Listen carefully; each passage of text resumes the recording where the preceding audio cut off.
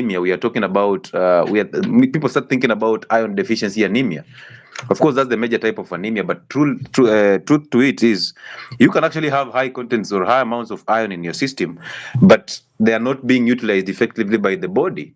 And this is where the kidney problem comes in. And we've talked about kidney disease multiple times. If you've not viewed my video or my live session on YouTube about kidney failure and the stages of kidney disease and how to manage kidney disease, you can be sure to do that. Please, your only role here is to share the live so that more people join in.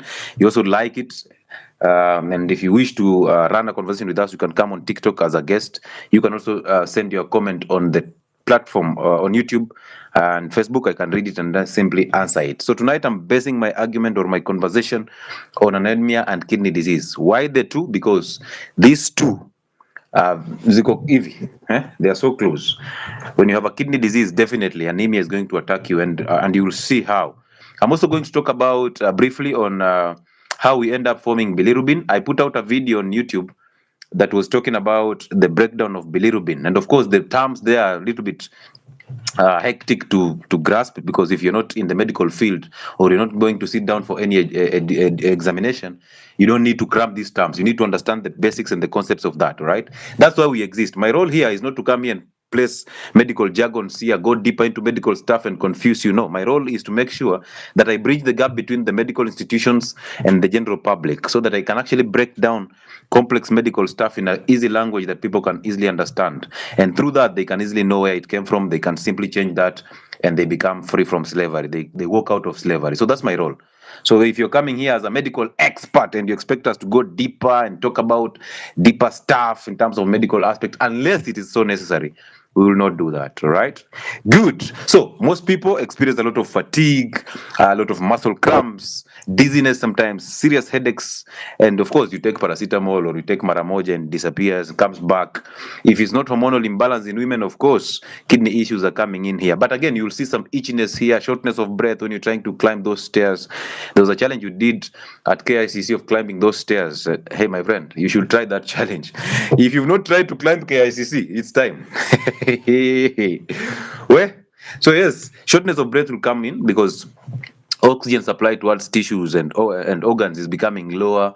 So therefore, the body wants you to actually take a break and rest. Muscle cramps are coming in because limited oxygen again supply to the muscles. So therefore, there is anaerobic respiration. So muscles starts to struggle.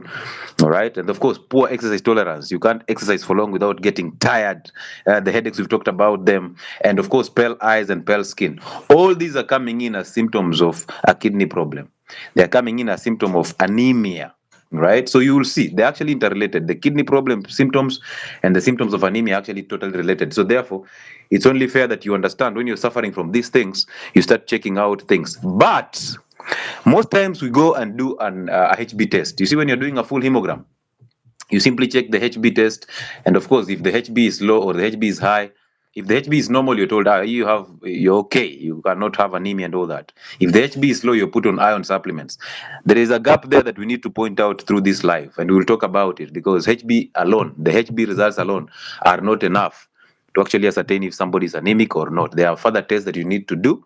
Even on that full hemogram, you'll see there's an MCV test. The results are there that shows you how big the volume of these cells, the red blood cells, is, how big they are. So you can actually now classify it, and then further tests can be done to ascertain if this person is iron deficient or they're suffering from something else. And again, those tests are very important because they will show you where this deficiency is coming from. Remember this.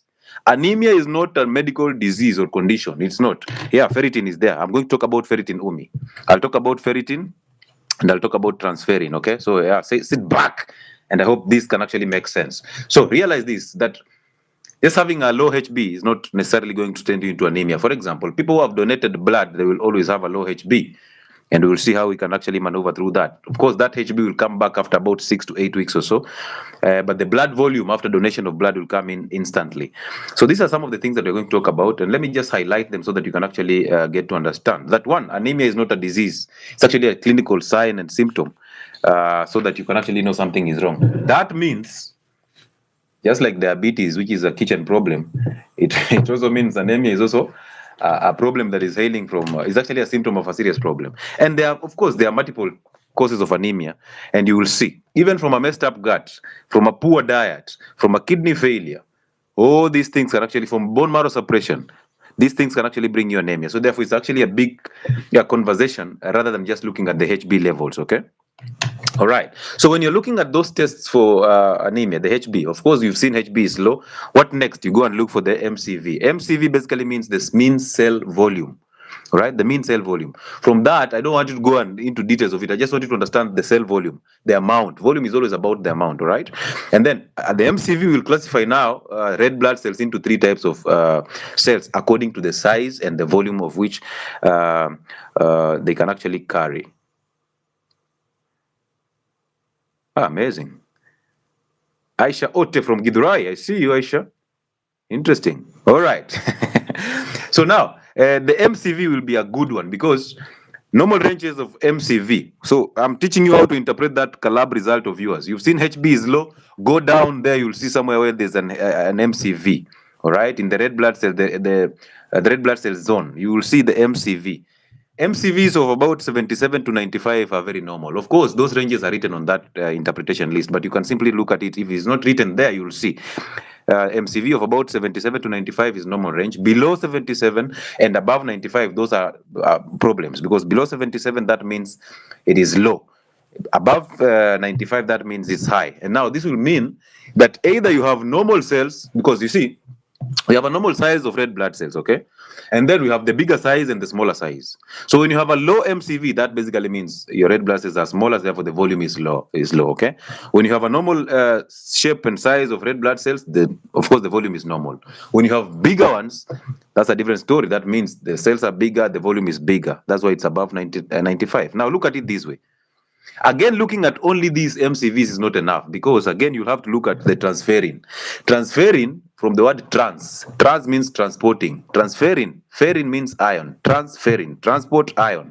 So transferrin is the transport mechanism for ion. It is the vehicle that carries ion. Just like LDL and HDL are vehicles that carry cholesterol, transferrin is a vehicle that carries ion throughout the body, because ion, if it left hanging in the blood, it's very dangerous.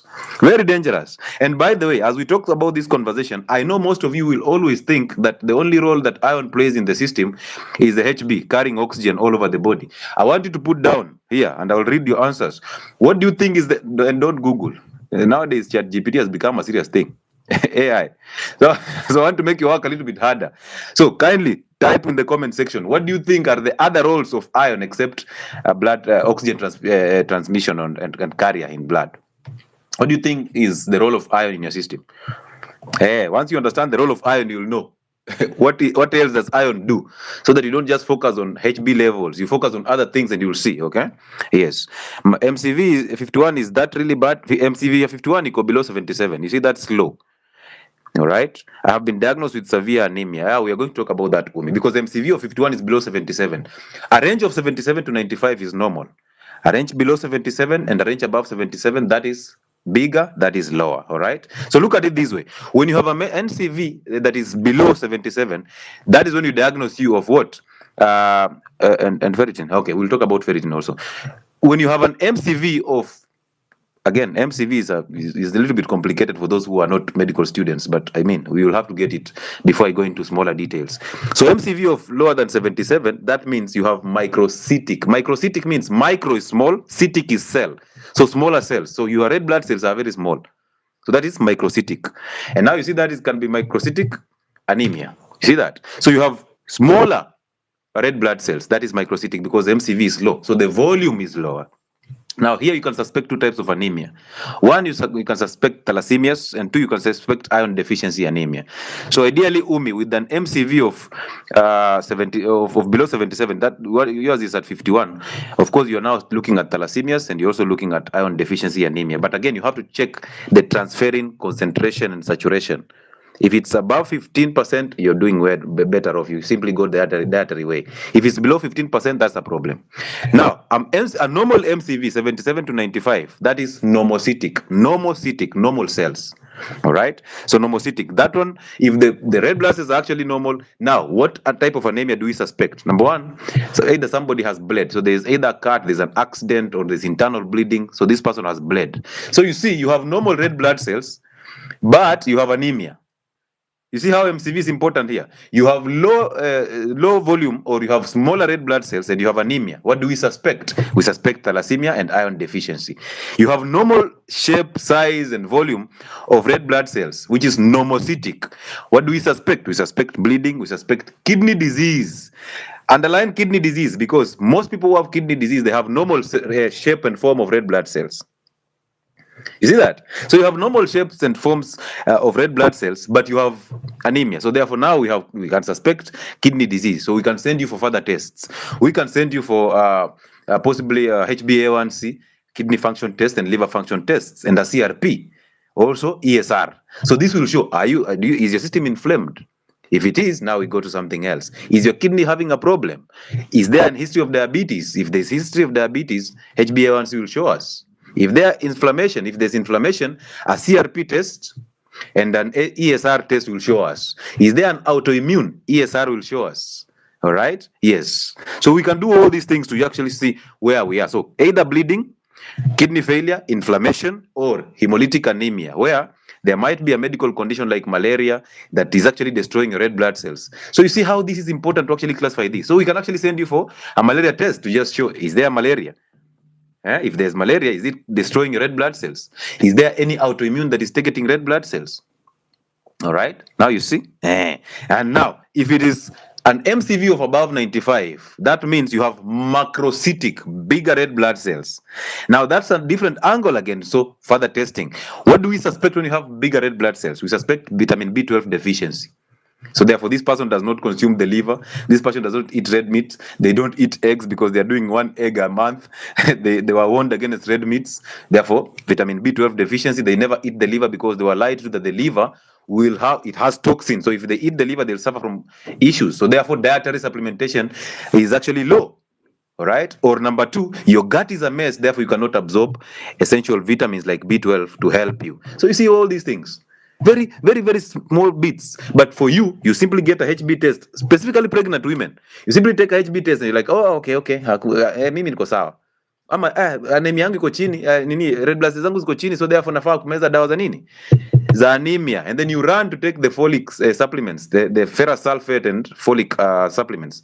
You take them, you take the ranferon, nothing is improving. Why? Because you did not address the root cause. You are focusing on the symptom. HB is not enough. It is not. So once you go through this, you know. So macrocytic. Macro means bigger. Cytic means the cell. So macrocytic, bigger cells. Vitamin B12 deficiency, that is one. Number 2, of course, folate deficiency. So you see now their supplementation is coming in, right? And then issues with thyroid, specifically hypothyroidism. People who have hypothyroidism, how will you know you have hypothyroidism? Obesity. You're putting up so much weight without understanding how. Your metabolism is actually sluggish. You have bloating every single time. Constipation is there. You feel very cold feet and cold hands in the evening. Those are signs that actually you're getting what? And very bad skin. You're getting into hypothyroidism. So therefore, a thyroid function test has to be done. So you start from somewhere. The HB is a guide. HB guides you to what? MCV. MCV guides you to further tests to ascertain the cause of the problem.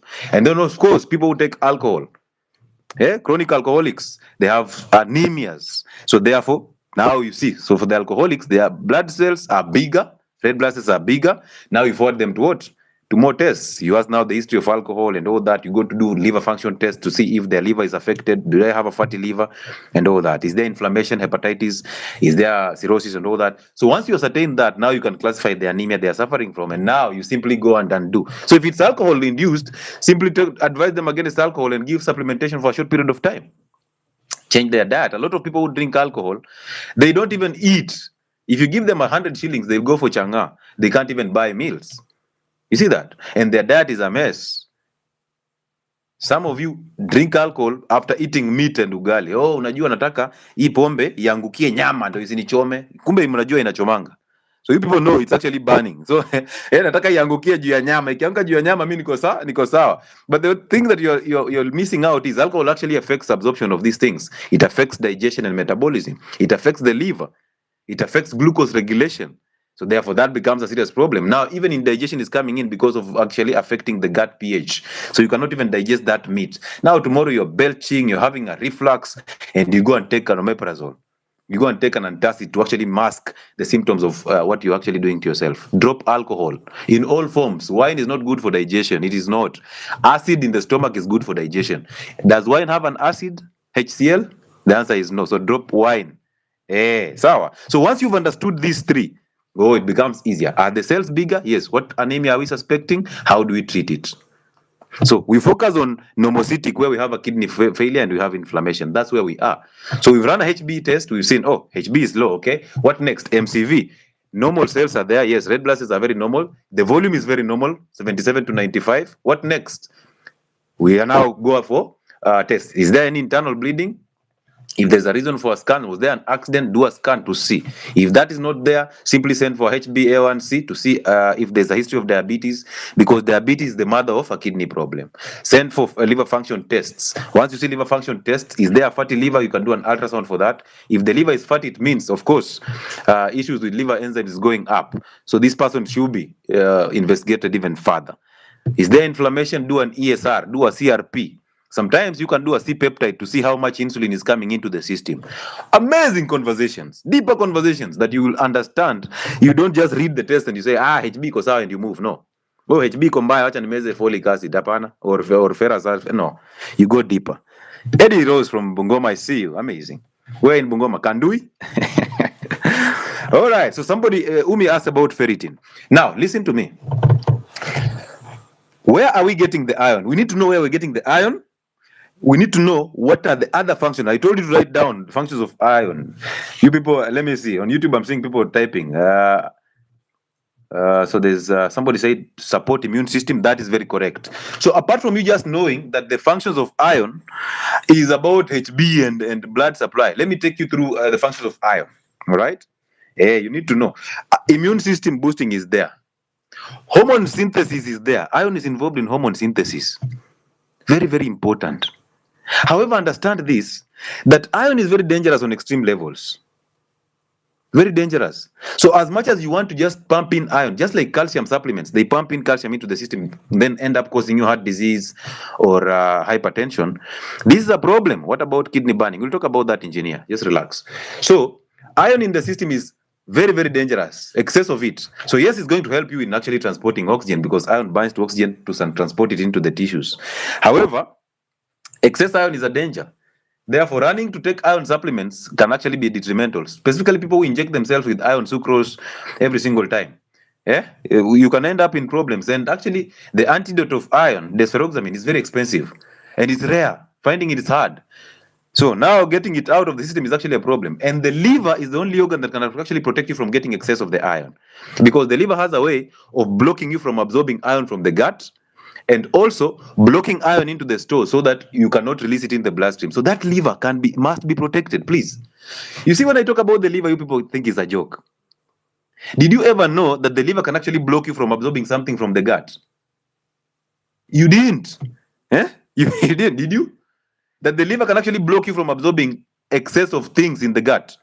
So if your liver is totally functional, it will protect you against a lot of things. Even people who have cancer, the liver protects you against the side effects of chemotherapy. But we take it so lightly because, of course, the liver, it rejuvenates. You can actually mess it up with alcohol and it will come back. Protect that organ with everything you have, because it actually controls iron absorption and release of iron from the stores.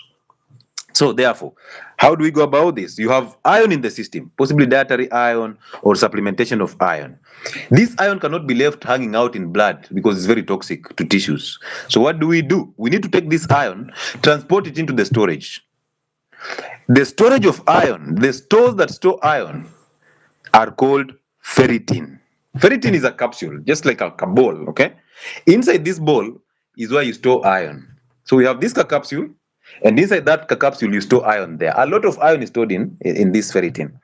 So therefore, again, measuring the levels of ferritin is not effective in showing you if you are safe. Why? Because ferritin is actually a protein. This protein is made by the liver. Again, look at liver everywhere. So every protein in the body is made by the liver. So liver makes ferritin for a reason, that iron should be stored in this ferritin. So look at it this way. If the liver is inflamed, it can actually make so much ferritin. So if you have high ferritin in the system, does it mean you are safe, because most of you will look at ferritin and say, oh, because my ferritin is normal, I don't have anemia. Mistake. Umi, I hope you're listening to that conversation, because these are storages for what? For iron. Just the same way, if the liver is making a lot of LDL, it does not mean you have a problem with inflammation. No, the liver, if the liver has a problem, maybe a fatty liver, it means it will be producing abnormal of these things. Ferritin will be produced in excess. All right? Now, look at it this way. You can have a lot of ferritin in the blood or in the system, but you don't have iron, because ferritin is actually a storage form of iron. So it's a protein that inside it we store iron. So you can actually have enough and excess ferritin without even having iron, because it is not iron. It is a protein that stores iron. And because iron is toxic, it has to produce a lot of ferritin so that we tap it, we store it into this ferritin. Now, I hope you understand that ferritin, just because it has the word ferritin, ferry, which is ferrous or ferric, does not mean it's actually iron. It's a protein. I hope that is in. Number 2, there is something called transferrin.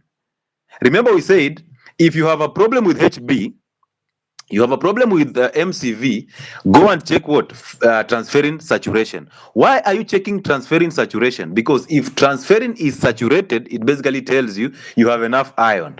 What is transferrin? From the word transport, ferrin, ferrous or iron. So transferrin, it transports iron. This is the transport mechanisms for iron. So transferrin binds iron, transports it into the storage or into the liver. So we have transferrin, we have iron being bound to transferrin, being transported to the liver or into the into the ferritin for storage. So ferritin, a storage protein. Transferrin, a transport protein for iron. And then now we have the iron itself. So you see, focusing so much on ferritin, you lose the point. But if you focus on saturation of transferrin, you'll know saturation means there's so much iron bound to ferritin, to transferrin, sorry. So if there's so much iron bound to the transport platform, that means you have a reservoir for this iron, so you're still safe. That's why I told you, if you look at transferrin and you realize saturation of transferrin is 15% and above, perfect. But if it's below, now problems are coming in. Take a second and sink that into your head. Kwa sababu hiyo ikiingia, tuko sawa. Take a second and sink that in. Causes of HB of 9.6 and platelet of 41.7. Put the platelets aside first. Talk about the HB.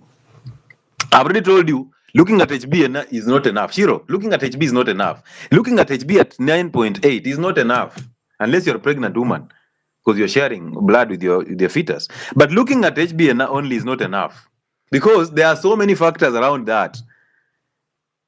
All right, because if you're not pregnant, let's say somebody did a donation, HB will go down. Let's say somebody has an internal bleeding. Let's say somebody has a kidney problem. Let's say somebody has an inflamed liver. You see that? So there's a lot that needs to follow the HB reading. All right? Maya, why am I talking about kidney disease in this condition? Look at it this way. You see, in that kidney of yours, we said kidney has a lot of functions. Do you people remember a wet bed? Do you remember a wet bed? Before we even continue, let me see if you guys, the backbenchers are still on. What is a wet bed? What? Name one function of the kidney that you know. Just one. Because if I tell you to name functions of the liver, there are more than 500. We can stay here the whole night. So I want you to name one function that you know of the kidney. Kidney function. Moja tu. I'm new here and I'm learning a lot. That is small. Thank you so much for being here. Amazing to have you here. Acid-base balance. Thank you so much, Tim Kekeli. Osmoregulation, Caliph Jr. Amazing. Angi-excretion of waste. Thank you so much. Yeah. Diuresis, yes, basically taking out urine. Perfect. Acha tuone. So vitamin D production. Amazing. Cecilia Ndunge, control of blood pressure. Amazing. Look at those functions. Look at those functions. And then tell me again if that organ is not very important in this body. BP regulation instantly. Final activation of vitamin D, common sense. Amazing, bro. You don't need an intellect here. You need common sense. Filters blood, filtration and excretion of byproducts. Okay, and the waste. Oh, man. You guys know a lot. You guys are already teachers. So you want to tell me you need to be called doctor like me so that you actually know functions of the kidney. Physiology. Renin production, yes. Renin production, which regulates blood pressure. And I wish we had the time to talk about renin and the RAS system again and again and again. Eh? Adds blood volume by making erythropoietin. Mickey, amazing. Amazing answer. Why is that answer so amazing? It's because it's relating to this conversation. Balances electrolytes. Thank you. Therefore, salt can never be a problem to you if you have functional kidneys. You see that? So therefore, when you know, if you see it, you cannot unsee. The moment you know the truth, nobody can lie to you. Oh, what is salt is going to be a problem to you. But you tell them, but I have a kidney that does the electrolyte balance. How will it now become a problem to me? Yeah? But when you start realizing you have swollen ankles every single time, and then you start thinking, oh, because I traveled from Nairobi to Kisumu and my legs, I was not moving, I accumulated a lot of fluid in my legs. Those people are actually having kidney problems. People with a puffy face, a round face which is puffy and a lot of water, and you can wake up with eyelids that are swollen or the lips that are swollen. Problems with the kidneys. Foamy urine, when you're producing a lot of foamy urine, it has a different smell. Sometimes when you urinate, a lot of microorganisms, wadudu wanakujia mkojo, sugars there, kidney problems. Frothy urine, let me call it frothy. Ni kama ile manini ya homo, maji ya sabuni ya homo. Nyinyi watu mnajua vitu mingi sana by the way. Hizi majibu mnanipea? Ai, mimi hata nashangaa. Nafanya nini kwa hii live? Nafanya niende home. Increase in BP. You cannot regulate blood pressure, kidney problem, right? Reduction in even urine production, kidney problem.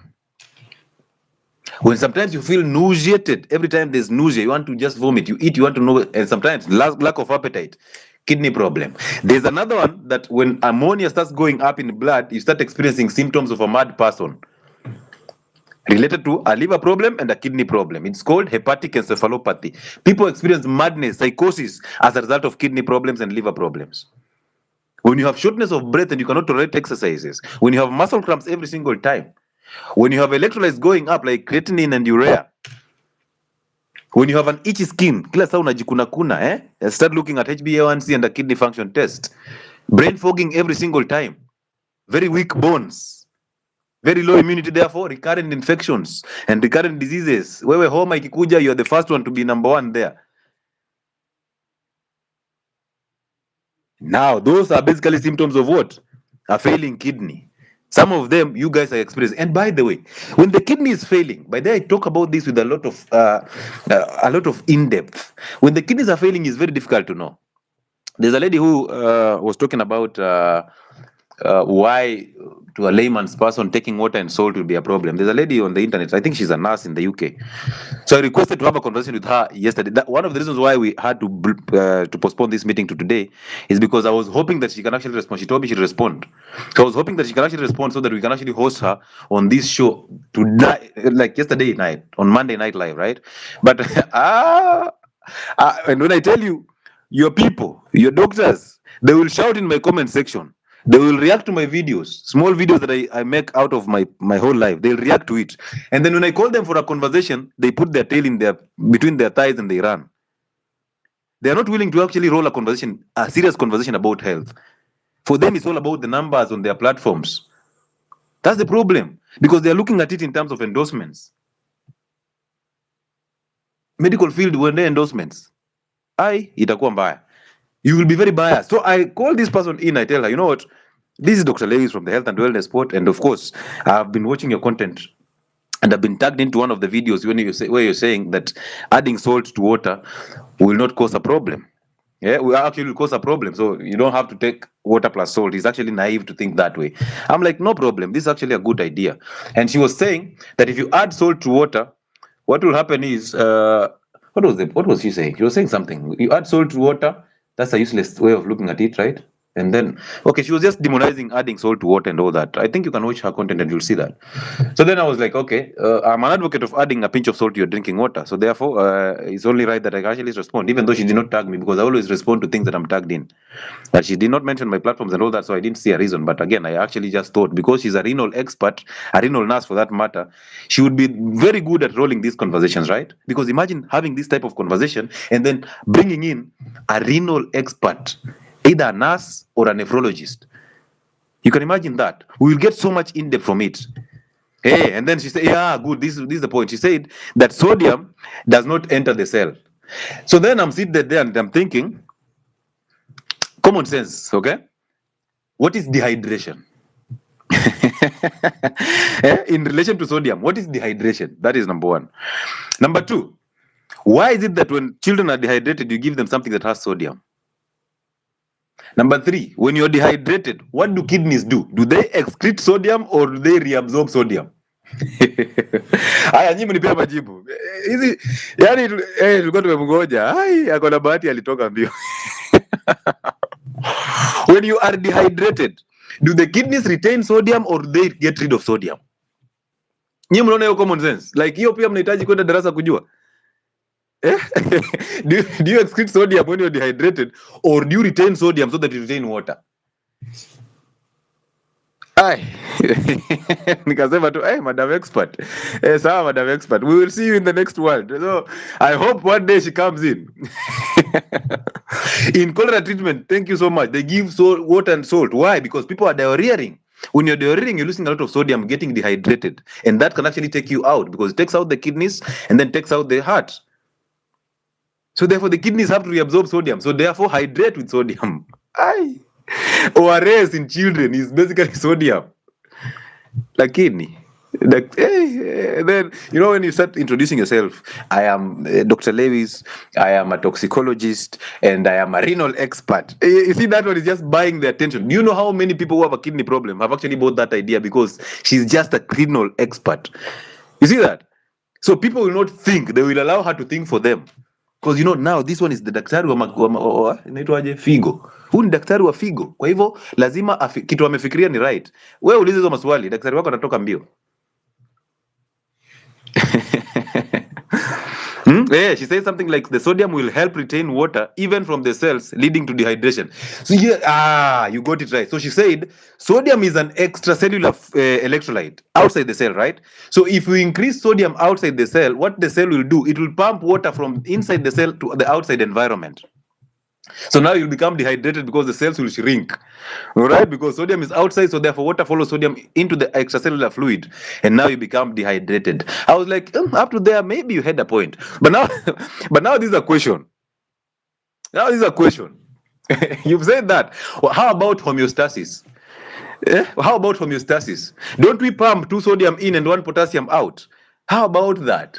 So tell us about that. I was so interested in that. I just watched. I'm just like, way.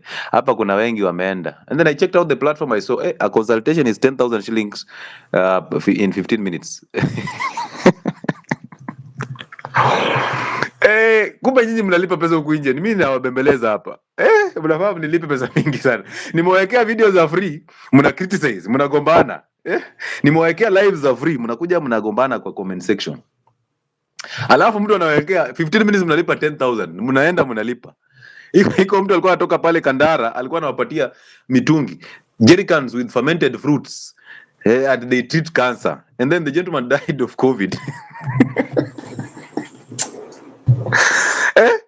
People went to Kandara. You guys, you know that guy who was giving you fermented fruits in 5-liter plastic containers, and then it smells like crazy. It's Kandara. Yes, I think it's Kandara. And then you go and drink it, and then boils everywhere. And then you come back, you're like, hey, doc, I have boils everywhere. And then he says, no, that is how the body is doing away with cancer cells. It has to give you those boils. And then, COVID took him out. COVID, homa. Inachukua mtu anatibu kansa. Acha tukunywe maji. Kwenu Liziro, Kandara. Ni noma. So mtu atibu kansa lakini anachukuliwa na homa. So the kidneys are very important. They protect you. So protect the kidneys so that they can actually protect you. And the way to protect the kidneys is hydration. I have a question about kidney function tests. What does the high eGFR of 115 indicate, considering all the other parameters are within the normal range? You are doing so well, my brother, my sister Jacqueline Koech. Listen, eGFR, this is basically glomerular filtration rate. It means how much the volume the kidneys are filtering in a minute. That filtration rate is supposed to be above 90. For a normal functioning kidney, above 90. Imagine you are at 115. What does that say about you?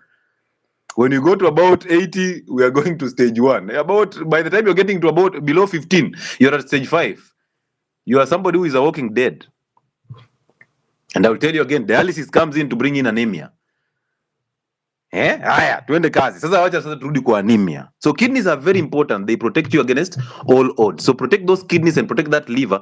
They will protect you, okay? And number one killer of kidneys is sugar. In all forms, fructose, glucose, galactose, or lactose.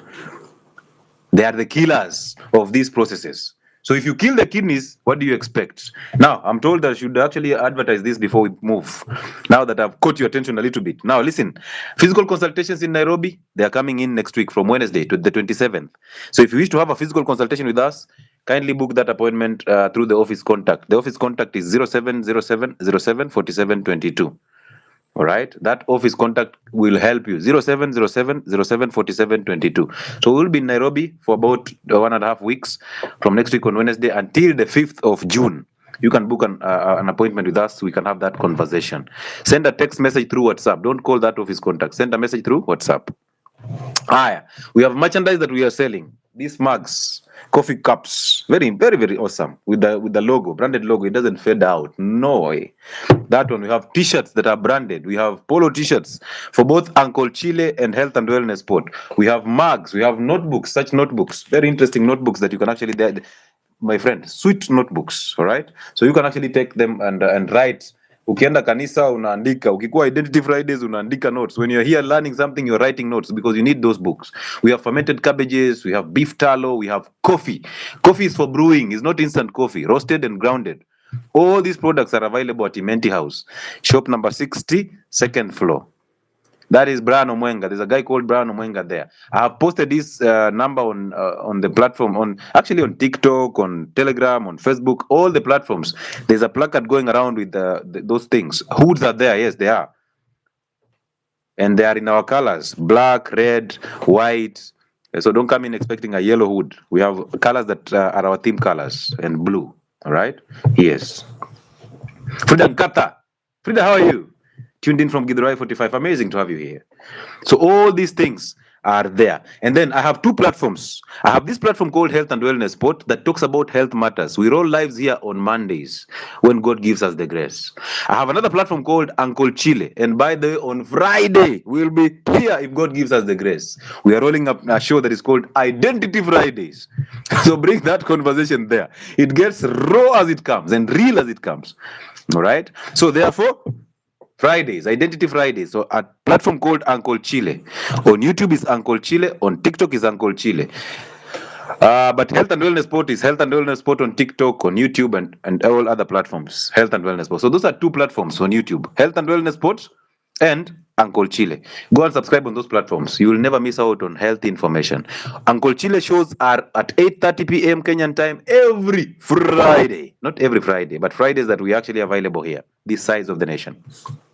It's a beautiful place to be. We help you fix anger, false identities, overcome these false identities that you've actually been put into your head by your parents and schools and religion and all that. We talk real stuff there, and then we offer real solutions on these lives. We encourage you to bring in real conversations. We are always for forgiveness because we know you deserve better and better you have. You just don't realize it. So see you on Friday at 8:30 p.m. Kenyan time on the same platform.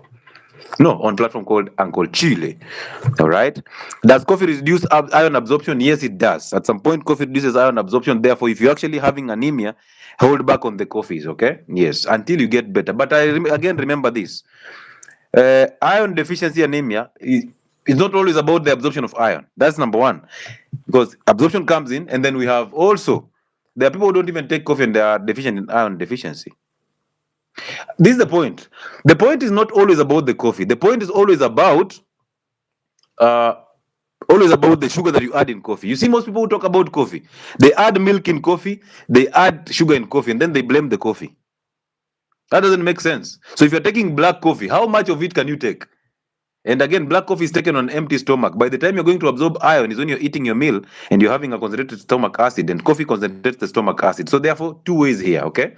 Yes. Good. Amazing. Thank you so much for that reminder. Now let's move. The RAS system is one of the best whiteboard teachings on hose. Very well illustrated and well explained. My friend, it's like I was born for this stuff. It's like I was born for this stuff. But anyway, it's a good thing because I mean, whatever I put in to actually make sure you have healthy content that is authentic, original, new, and mostly that makes you use the common sense instead of actually applying intellect. I think I've done a good job so far. All right. Yes. The good thing about this platform is you can actually run away, but you'll still come back. That's the beautiful thing about this. So, what is anemia? Let me go back before I even go to the kidney problem, because I wanted to talk about the kidneys, and then I show you how it's actually going to influence anemia. So let's talk about anemia, and then we'll finish it with that good explanation of the kidneys. So, now, what is anemia? Anemia is not always about HB, but however, the definition of anemia is actually the body does not have enough healthy red blood cells or enough hemoglobin. Underline the word healthy. This definition is very, very, very interesting.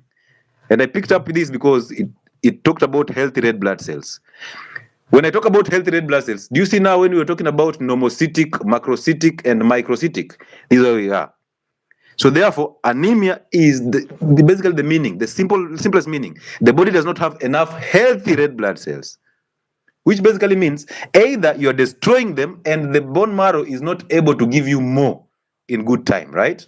Or you don't have enough HB, the hemoglobin. Let me just make this. Good. Yes. Thank you so much, Pato, for the gifts. Thank you. I appreciate it. And thank you for guys who are liking the live and sharing it. So that is it. So therefore, if you have low HB or you have less amounts of red blood cells, it basically means you cannot transport oxygen to tissues, right? And tissues need oxygen for metabolism, for growth, for development, and all that. So therefore, if tissues are lacking oxygen, muscles starts to crumble. Weaknesses in muscles and muscle death. The heart muscle starts to die. That's a heart attack coming. The brain starts to die. Therefore, that's a stroke coming in, which is the ischemic stroke. So therefore, you need this. Even muscle cramps will start coming in because now you're shifting from aerobic to anaerobic respiration. Metabolism is now being altered, and that becomes a serious problem. So therefore, this HB is important, but not the measure of health. But the normal red blood cells, the enough numbers of normal red blood cells is a good sign. Good. Hemoglobin, two things. Doc, following up on your diet, but creatinine and uric acid is riding now. Told to drop all meats, or what is the way forward? Eat meat. Meat has nothing to do with this. Eat meat, and I'll talk about it. I'll help you understand it when I'll be finishing it up. But anyway, let's continue. So, hemoglobin. You see, heme and globin. Again, globin is a protein. This protein is made by what? We said all proteins are made where? Concentrate. Where do we make proteins? The body makes proteins where? So this globin is a protein. Where is it made? Where the ferritin is made? Where is ferritin made? We said that proteins in the body are made somewhere. Even on the RAS system, there are proteins there that are called enzymes, the ACE, angiotensin converting enzymes. They are made somewhere. Sounds. People on TikTok are saying sound. But I'm seeing the sound is clear. Sauti mkuu went off. Why did it go off? I don't know. Let me see. Let me try and fix that problem.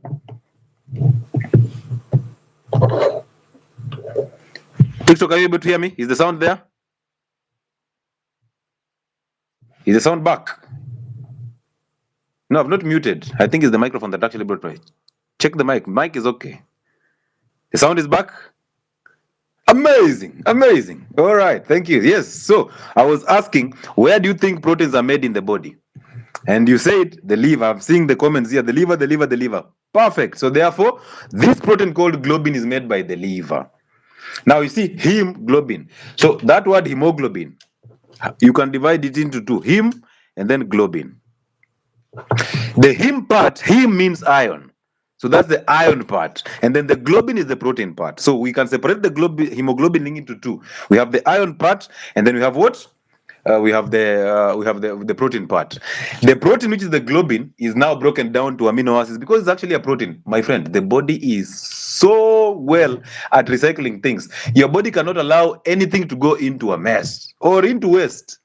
No, unless it is useless. The body will not get things into waste. It will recycle every single thing. That's why when you're fasting, the body even goes into the cells to recycle dead tissue, waste products to give you energy. Imagine that.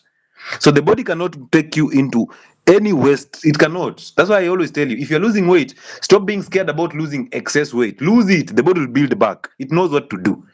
And it cannot lose you weight into underweight. So hao watu wanakuambia, oh, hey, umelose weight sana, unakaa vibaya, uko na sagging skin. Wacha waongee. Let the body do what it needs to do, and then you will build back. You cannot build healthy weight on top of fat. No, it has to burn it down. So therefore, here, the body is actually converting the protein part of hemoglobin back into amino acids to be used for protein synthesis, structural proteins, hormone synthesis, and all that. So therefore, recycling. All right. So now we are breaking down this thing because we are saying iron is in the cells, in the red blood cells. But now red blood cells have a lifespan of 120 days. In these 120 days, yes, it's in the lungs. But again, look at kidney. Yes, that is SCE. But there are proteins there also. Remember, enzymes are proteins. Nicholas, I know SCE comes from the lungs, but you see, enzymes are coming from proteins. Proteins are made in the liver. That is one. Lungs don't make proteins. This is an enzyme that's actually coming from protein made in the liver. Number two, we have angiotensinogen, which is still a protein that is made where? In the liver. So I'm talking about those two. All right. Yeah. So you are thinking, hey, ni lungs. I know the lungs are involved, the liver is involved, and the kidneys are involved. However, look keenly. Enda ndani utaona kitu nasema. All right. Yes. Kia Nicholas, Kiogora, enda ndani utaona kitu nasema. I never say things that I don't know. I will say something. Kama sijui siwezi sema. Siwezi. Anyway, let's continue.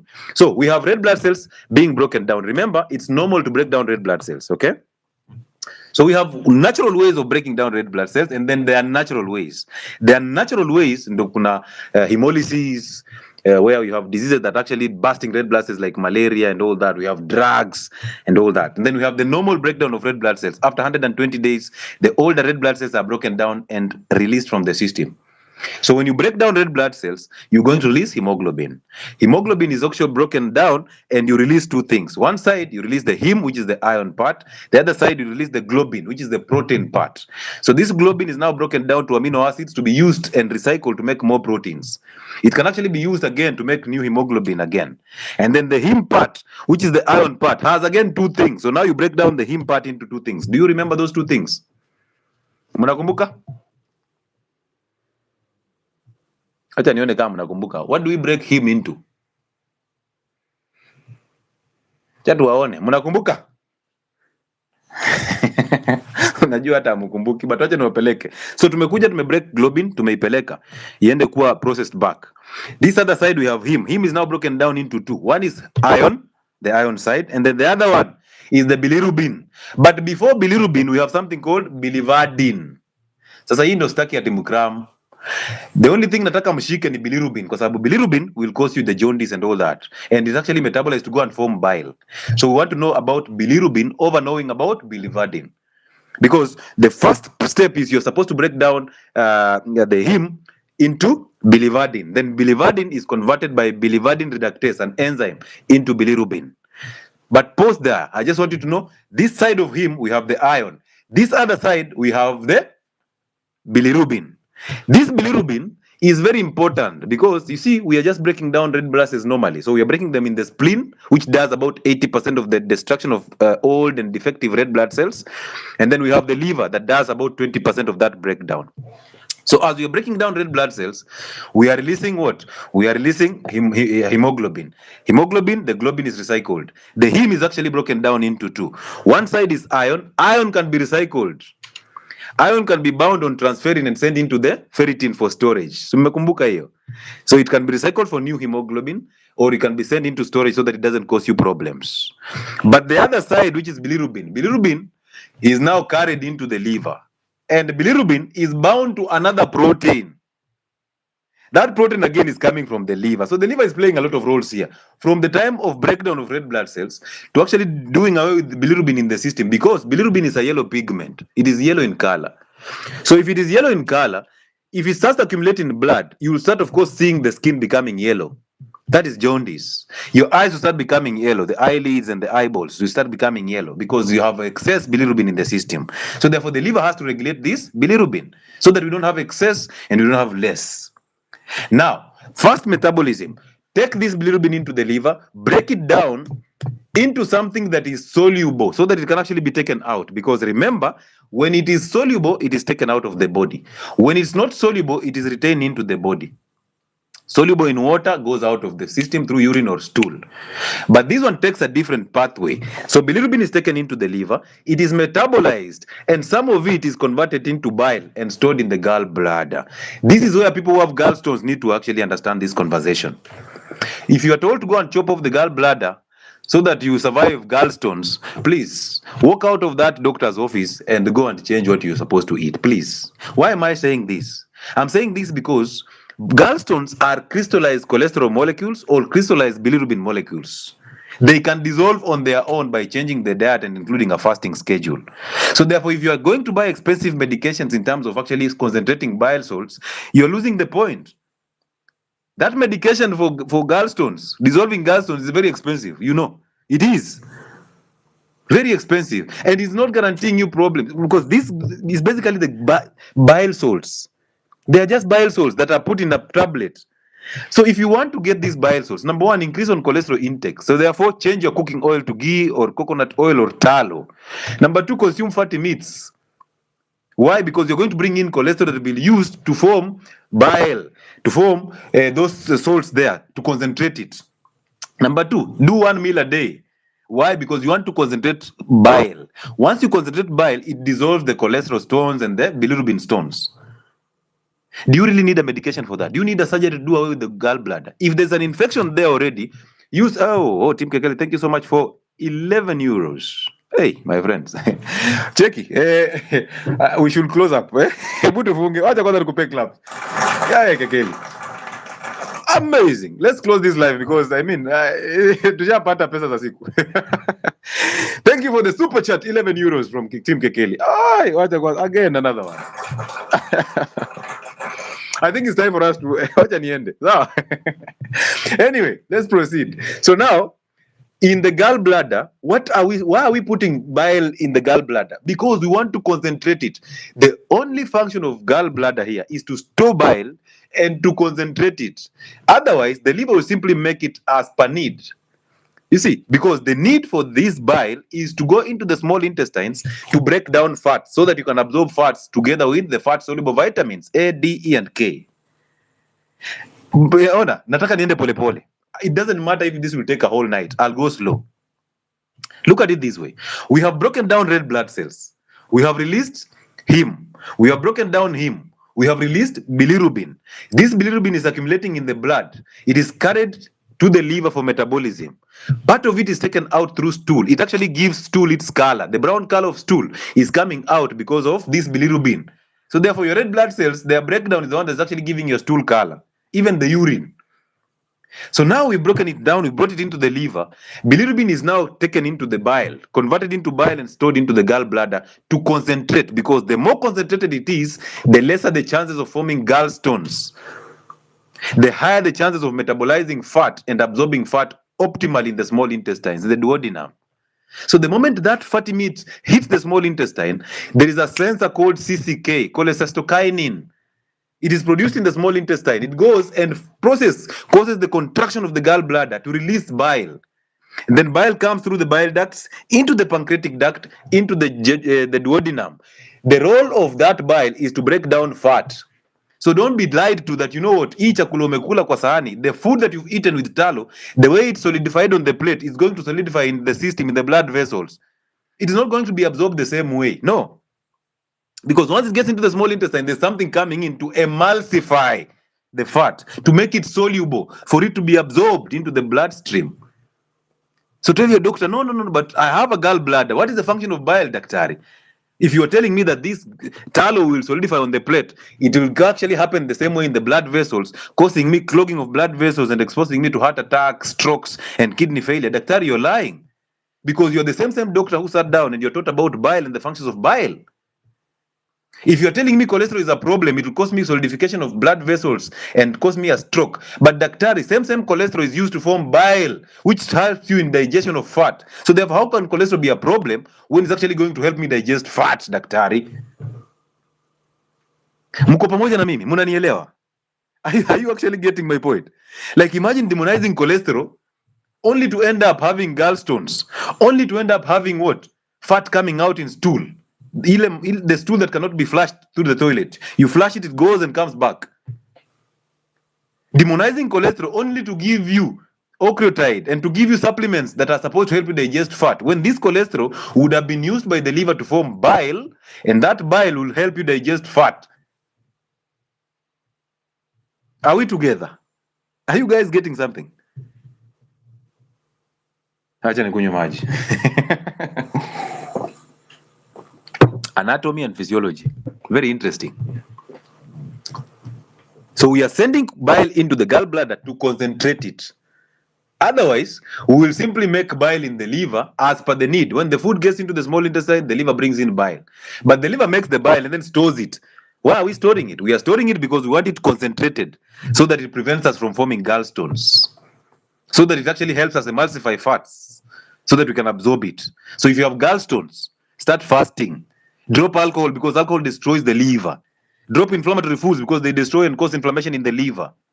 Concentrate on eating high protein diet, which is fatty, and animal protein, because plant-based proteins, we'll talk about them and how they affect iron absorption and how they have anti-nutrients that will block you from absorbing healthy nutrients. So therefore, the plant diet advocates, this is your time to come in and roll a conversation.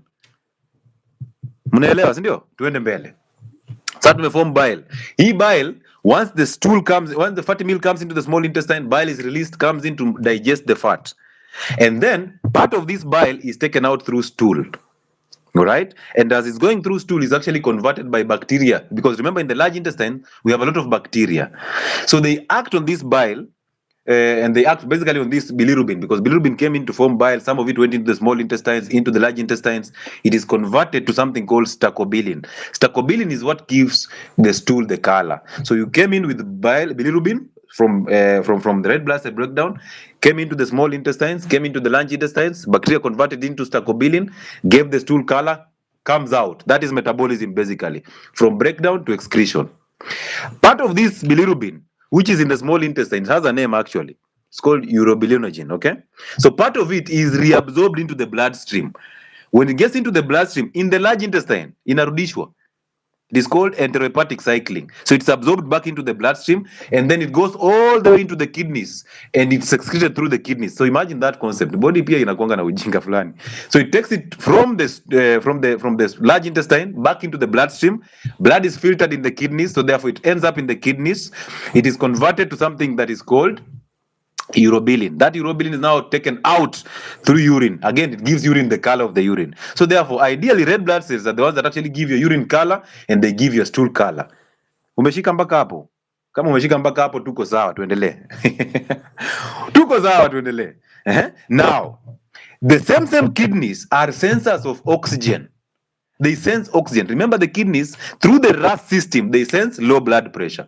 So therefore, the kidneys rectify low blood pressure. They bring up the blood pressure.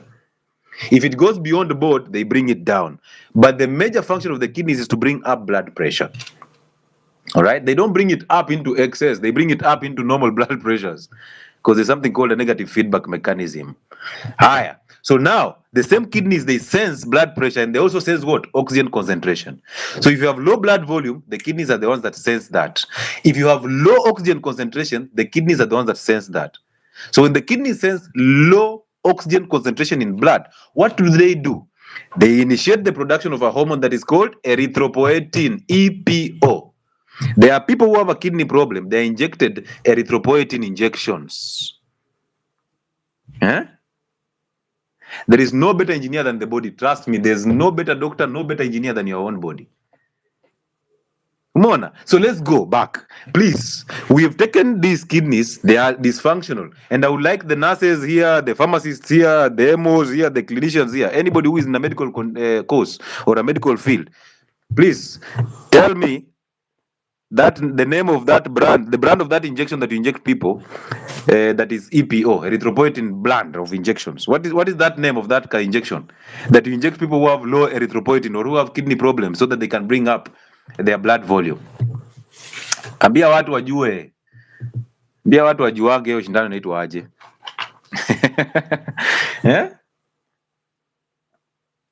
there is an EPO injection that is supposed to supplement failing kidneys. So when oxygen concentration is down, the kidneys sense that. Once they sense that, what they do is they produce a hormone. So therefore, kidneys also produce what? Hormones.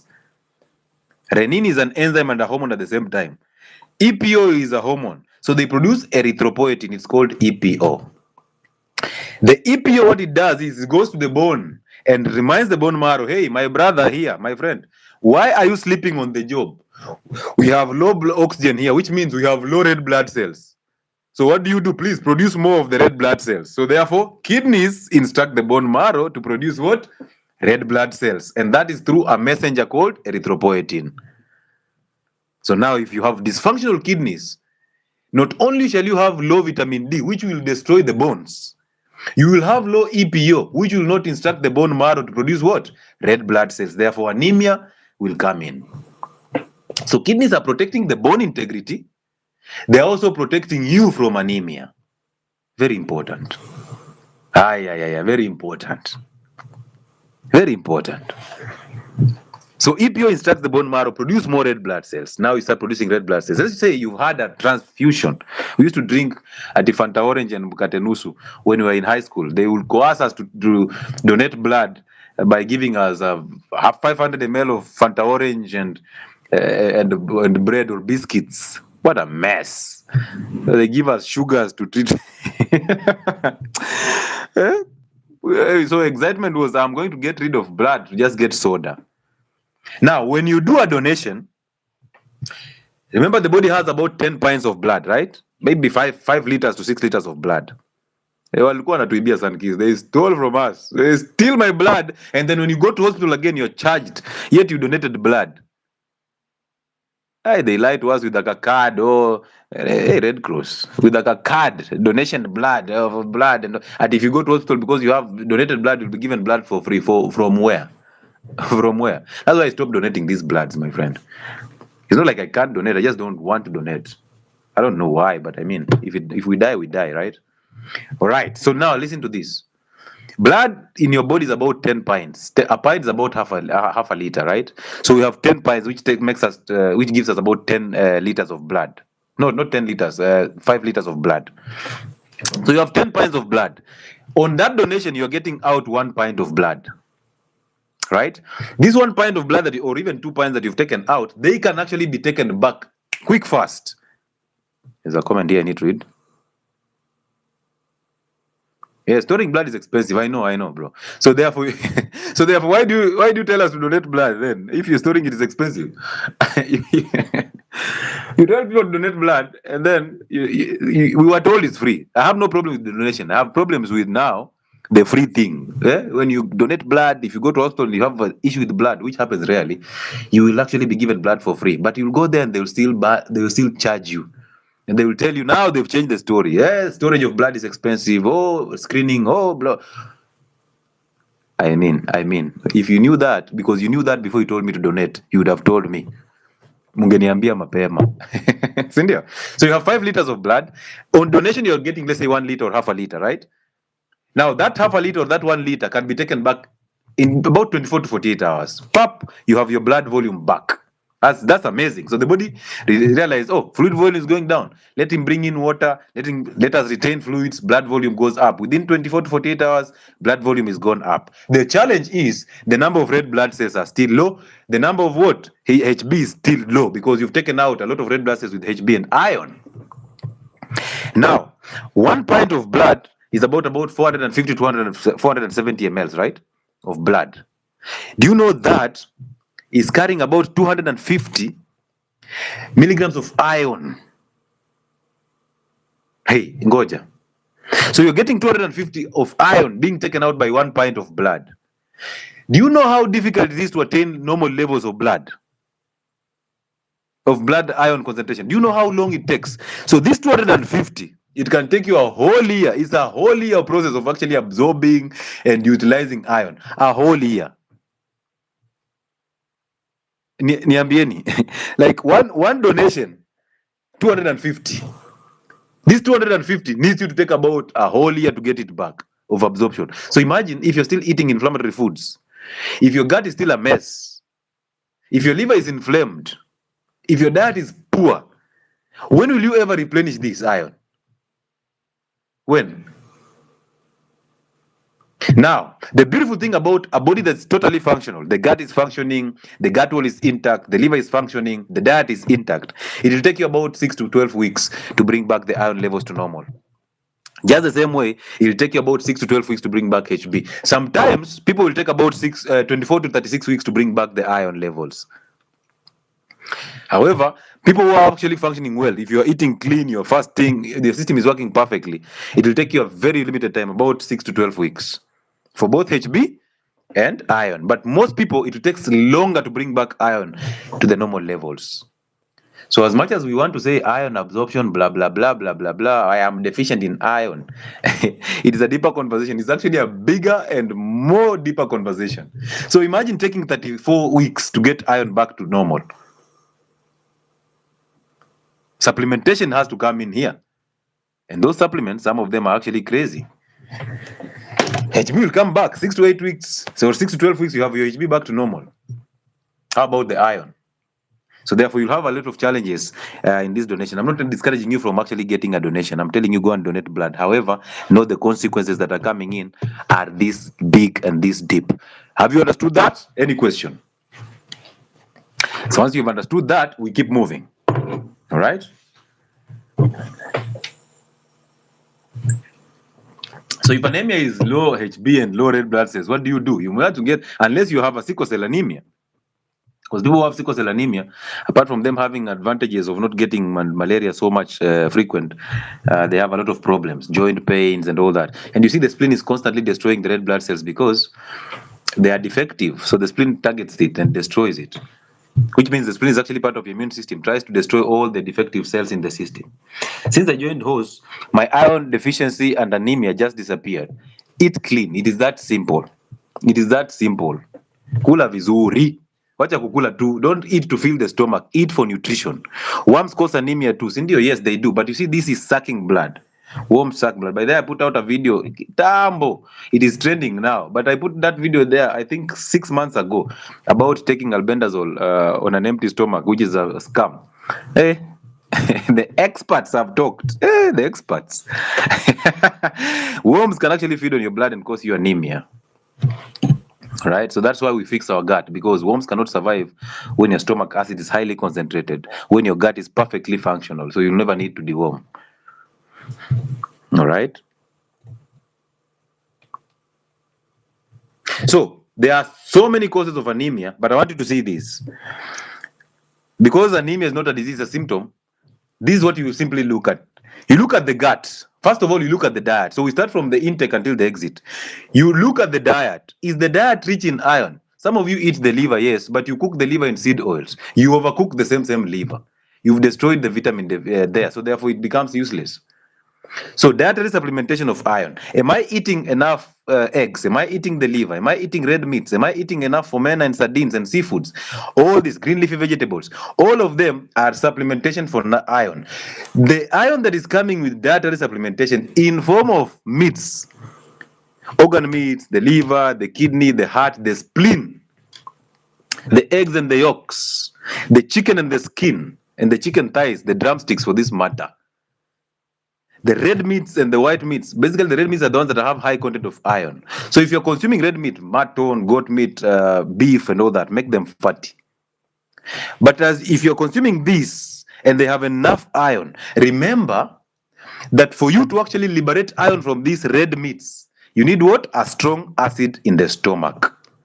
This tells you that if you have a weak acid, even if your diet is proper, you still get iron deficiency. Because you cannot absorb enough iron, because you cannot even liberate it from the protein. These are the animal-based proteins.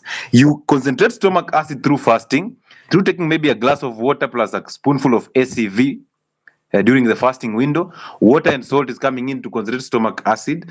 All these are important in concentrating stomach acid, but fasting is the most important one. As you're fasting and concentrating the stomach acid, what is happening is you're bringing in the meats. They'll be broken down. They'll be torn down with this acid in the stomach. Your problem is you have iron deficiency. but you still consume wheat products, seed oils, alcohol, you still take antacids and all that, and you expect to have iron absorption, it is not going to happen. You must have a strong acid to absorb iron. So therefore, if you have gut problems or ulcers or a reflux, you're actually messing. Iron deficiency is coming in, if at all it's not there. So the gut is very important here. Now, a weak stomach acid destroys the stomach wall. If you have ulcers, you cannot absorb optimum amounts of iron, therefore problems. Therefore, you must heal the gut wall. And you cannot heal the gut wall by eating frequently, because as you eat frequently, what is happening? Peristalsis. Peristaltic movement to actually help you in digestion and mixing of food. How will a wound heal with this one? Every single time you're digesting, the gut is busy every single time. It never rests. How will you digest? How will you heal a wound? With constant peristaltic movements. And when I tell you that ulcers need you to take a break from eating, you're like, my doc says I should eat. Eating during ulcers, or when you have ulcers, eating frequently is actually wasting yourself. Take a break from eating so that you heal the wall. Your gut is not a heavy machinery that needs that. It needs to rest. And resting will take you 8 hours after eating a meal. You see, that takes you to only 2 meals a day. So if you eat at noon and you eat in the evening, you already have a gap of 16 hours and 8 hours between meals. Therefore, your gut will digest. It will send this into the bloodstream to be taken to the liver. It will clean up, and now it rests. When it rests, you can now bring in new food. But most of you, every after 2 hours, you're eating. Every after a minute, you're chewing. And I've told you, even chewing gums is just sugar. You're bringing in sugars. And when you start chewing, actually when you're fasting and then you happen to take chewing gums, you chew the gum, it is going to mess you up, because chewing gum will activate reflexes of the gut to produce gastric juices.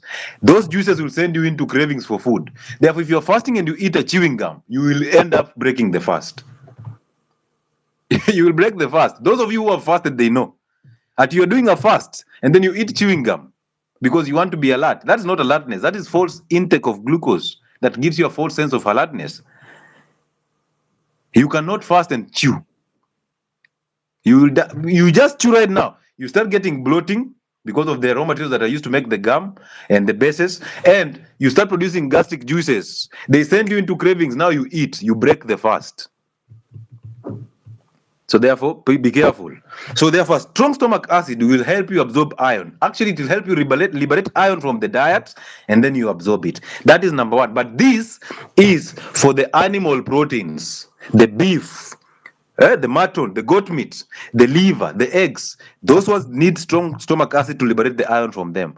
The good thing about iron sources of the dietary sources of animal proteins, basically animal proteins that are sources of iron, the beautiful thing about them is the iron in them is iron 2, F2 plus, Fe2 plus.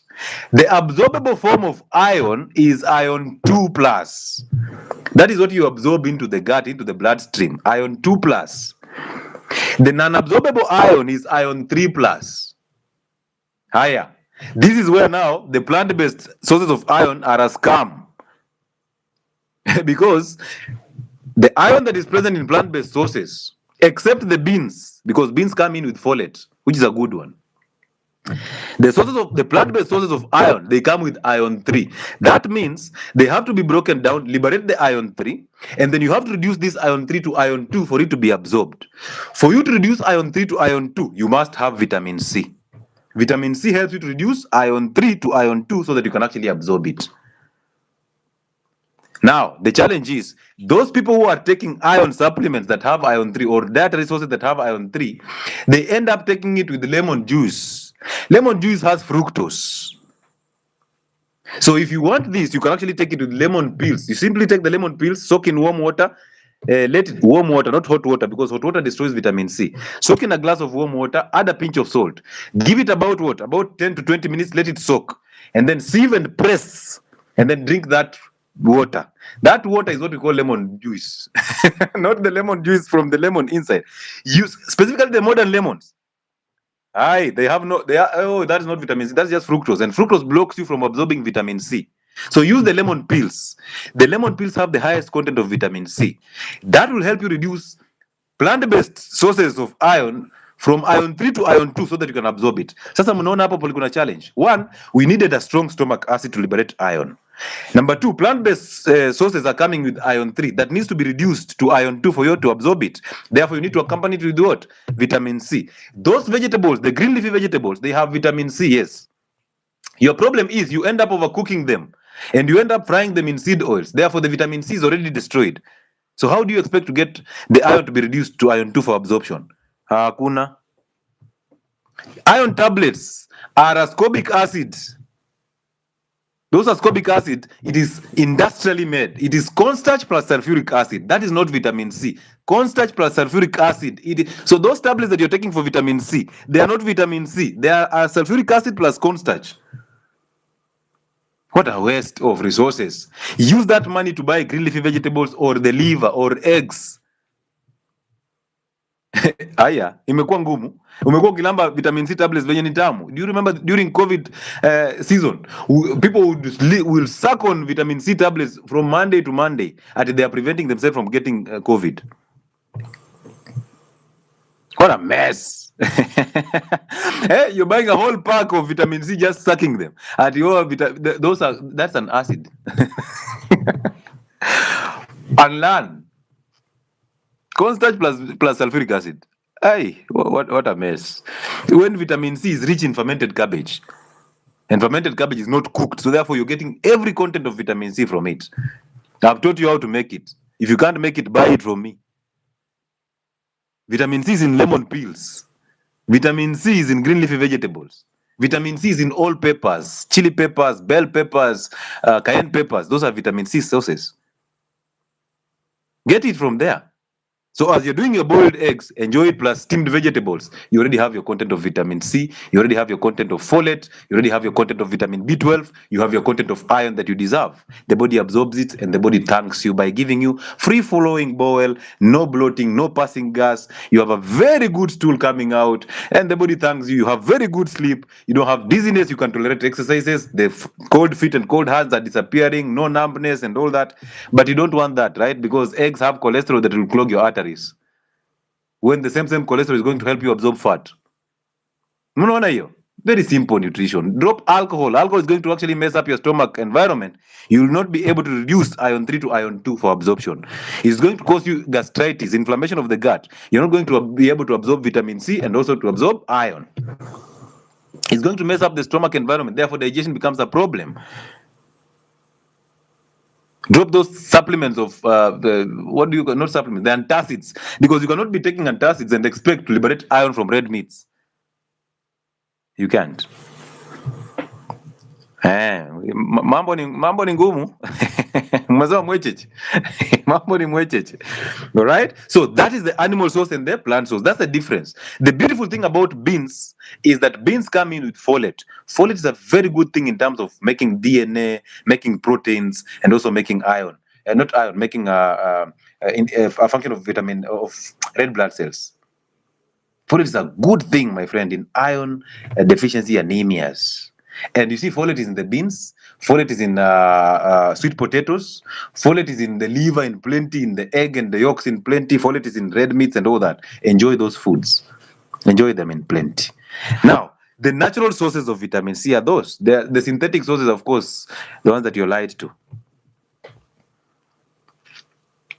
So according to the course, you already know, the intake must be fixed. The diet has to have iron supplementation. The stomach acid has to be so concentrated to liberate iron. You must take vitamin C to reduce the iron 3 to iron 2 for absorption. The gut wall must be very functional. So therefore, no antacids, no painkillers like NSAIDs, no alcohol, no inflammatory foods, the seed oils, the wheat, and the sugars. Milk. Drop those things so that you heal the gut wall so that you can actually absorb. So from the dietary intake to the strong acid to the healed wall to the absorption into the system now.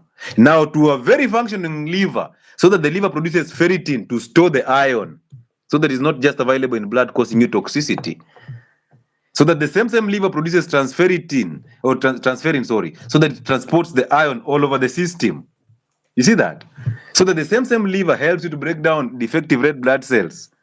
You need the gut, you need the diet, you need the liver, you need now the kidneys to give you enough EPO, to give you vitamin D, so that you have good bone health, and then you have production of bone marrow, very healthy bone marrow that produces red blood cells. What else do you want? So one thing leads to a lot of things. You're taking in sugars, you end up messing the stomach acid, you get inflammation, you spike blood sugars, they cause insulin resistance, it destroys the liver, it destroys the kidneys, anemia comes in. You can see that chain. You see that whole chain. But you will simply go and take iron supplements to fix anemia. How about the defective kidneys? How about the weak bones? How about the liver problem? How about the messed up gut? How about the weak stomach acid? How about your bad diet? Ah, Sasa mnaanza kuona broadly, si ndio? You start seeing it on the broader perspective. Once you see that, you can never unsee it. See, I'm telling you, the moment umeiona, you will never unsee it. You will become a doctor on your own. You will treat that body, and the body will now treat you in return. 2 meals a day is enough. If you can do 1 meal a day, do it. They add alcohol, it dehydrates. It is, yes, again, dehydration of the alcohol. And again, the alcohol causes problems with the liver in terms of metabolism, accumulation of fat in the liver, destruction of the gut wall, destruction of the pancreas. Therefore, regulation of blood sugars becomes a problem. Digestion becomes a problem in the small intestines, because when you destroy the pancreas, acute pancreatitis, you are unable to produce enough enzymes and juices to digest protein, to digest fat, to digest even the carb that is getting into the small intestines. Therefore, a problem. Alcohol should never, not wine, not beer. No. Stop telling us that Guinness gives you strong erections. Stop telling us that wine is good for the gut, that wine is good for the heart. It is even in the Bible. Stop telling us that nonsense. Do what you need to do. Sawa, fanya kitu utafanya. There are things you can actually do. Imagine you can live without alcohol. You can't go to a club and drink water and just enjoy the music. Must you drink and waste yourself? Do you even realize the one who actually brought you the alcohol? They take a whole mzinga in the house and they drink it for 6 months. Just a tot and they move. Wewe hapa unataka kugazol Jack Daniels mzinga mzima usiku moja. Unataka kuchafua meza so that they know who you are. Unataka kwenda pale Paris, pale Mirema, uitishe kila kitu. Watu wajue Lewi amepata salary, si ndio? Si ndio? Alafu utakuja kutuchangisha hapa. You will come and open a pay bill here telling us, "Oh, you know, my liver." No sympathy. Your liver what? You fed that liver and now it is feeding you. Why are you complaining? Face the consequences. Face consequences. Wewe ndo Al Capone, saa 2 uko Al Capone, unatoka Al Capone saa 1 asubuhi. Sasa ile mimi naenda morning. Wewe ndo unatokea. Wewe unapiga shisha, smoke coming through your ears. Your eyes are red and you are a lady. Hey. Nowadays, I don't even understand. You see people here on TikTok, every morning there's a lady smoking weed. There's a lady on live smoking bang. Ati wana medi. Endeleeni kumedi. Tutapatana tu. Hizi barabara zetu ziko hivi. And then you start telling me, you come and ask a question here, I don't answer it, you become so jittery. You're all over. You don't answer questions. I'm like, I'm not, entitlement umetoa wapi? I am not answerable to you. Fix your problem. Good. So the liver, the kidney, the gut, everything starts from a messed up gut. Everything starts from a messed up gut. You must fix that gut. All right. So these are natural processes that break down red blood cells, or they cause you anemia. Of course, a messed up gut is there, but that is it natural or unnatural? I don't know. But either way, hemolysis from medical conditions like malaria, there are autoimmune conditions like that target red blood cells, of course. Cancer medications are here. Sickle cell is here. Autoimmune like rheumatoid arthritis and lupus. Here, lupus mnakuwa diagnosed every single day. Lupus targets every single thing. Lupus also destroys your kidneys. Therefore, EPO goes down and anemia comes in. We have certain drugs like quinine. Like there's a drug that was taken out of the market. Now it's a reserve antibiotic. It's called CAF, chloramphenicol. Yes, that one. We have dapsone. People who have HIV, by the way, if you have HIV and you are resistant to, or you are reactive to Septrin, you used to be given dapsone. Dapsone is a drug for leprosy. All right, dapsone actually attacks red blood cells, causing you anemias. We have also anti-cancer medication. Of course, some of the HIV medications also destroy red blood cells. And then, of course, severe infections like, on severe infections, when you have the infections that cause sepsis and all that, they can actually take you out so fast. And then, of course, hormonal imbalance in women. This is a very common one. That's why women are having a lot of these issues with anemia. Endometriosis that causes you a lot of bleeding. PCOS. Those reproductive health conditions, the adenomyosis that you actually suffer from, they cause you to overbleed. You end up in deficiency of iron and anemias. So therefore, ladies, start balancing your hormones. Enjoy the sun, eat clean, start fasting to lower estrogen. Otherwise, you're going to become an industry. You're going to actually feed the big farmers so big, okay? And then, of course, mechanical destruction, like the heart valves. When somebody has issues, defective heart valves, there's destruction of red blood cells there. And then, of course, cancer. Cancer destroys your red blood cells badly. And also cancer medications. So imagine cancer and cancer medication, all of them taking you out through the same mechanisms. That is just crazy. All right. And now, of course, some of these are natural causes, the others are natural. But if you're looking at anemias, because anemia or low HB is actually what? A symptom. So if you're looking at anemia, look at the gut, look at the liver, look at the stomach acid, basically just the gut entirely. Look at the diet, look at the liver, look at the kidneys. Once you look at that, that's a holistic approach. That's why I always look at the holistic approach, because the holistic approach, it doesn't matter which type of anemia. Is it macrocytic or micro? It doesn't matter. It will fix it. Because once you provide the body with essential minerals and nutrients, the body is a muscle. It does the rest for you. Sindio. Now, if you're here on TikTok, kindly like the live. And also, we are coming almost to an end, so even sharing it will be a mess. This live will be available on YouTube, on the live section from midnight today, I think. So you can actually go there and watch it and rewatch it and enjoy the content. Go on Health and Wellness Sport and subscribe on that platform on YouTube. Actually, I would appreciate if 96 of you here can simply flock on my YouTube page, Health and Wellness Sport. We are there live right now. And simply just like the live and also subscribe to the channel. That would be amazing for me. All right. It takes so much time and so much energy to put up all these things. I'm not saying that I'm actually buying your attention by actually doing all these things. I'm just saying that you can actually go to Health and Wellness Sport on YouTube and subscribe, and you'll learn a lot. There are so many videos that I've put there that are just amazing, and you'll learn so much. Okay. So thank you so much for being of support to us. But again, if there's something that is technical that you need to be addressed, don't be shy from approaching us through our office contact on WhatsApp. We'll be willing to book you in and help you do this. But again, I think I've done a good job for the last 4 years, coming onto this live, sharing with you health information for free, not charging you. If you're a member, of course, there are content that you'll get that are exclusive and more educative. So you can do that. You can go there and subscribe, become a member, support us through merchandise, support us through the consultations, support us through the weight loss programs that happen every single month on the 15th, and it shall be amazing. Carlos Experience, nice to have you here, my brother. Thank you so much for passing by. Good. There's something I wanted to talk about as I finish, that a lot of people assume that all anemias are iron deficiency. A lot of people, they will always assume that most of anemias, if not all anemias, are iron deficiency. But this is the truth. When you have a kidney problem, the anemia that is coming in might not even be iron deficiency. You might even have enough iron in the system, but this iron is not being utilized effectively by the body, right? So you have enough iron, but it's not being utilized by the body effectively. So that brings you a lot of problems. Now, look at it this way. So when you have low EPO, that means anemia, right? But you see, that anemia is not iron deficiency. You're just not able to produce enough red blood cells. So if you're looking at the HB and iron and all that, you might end up losing up on the point, because some people have a kidney problem that can expose them to anemia, but they have enough iron. So this iron cannot be utilized efficiently. Number two, people who have chronic inflammation in the liver, in the gut, in the joints and all that, rheumatoid arthritis, lupus, gastritis, chronic gastritis, hepatitis, these are problem here. Another one, people who have poor iron utilization naturally, whether it's genetically predisposed or it's actually autoimmune problems. People who have a reduced red blood cell span. Let's say red blood cells are actually 120 days, so the lifespan. There are people who naturally they have a lifespan of red blood cells of about what? About 80 days or so. They can actually have a problem here. Nutritional deficiencies. People who eat wrong. People who eat products from the industries. Problems. Blood loss during dialysis.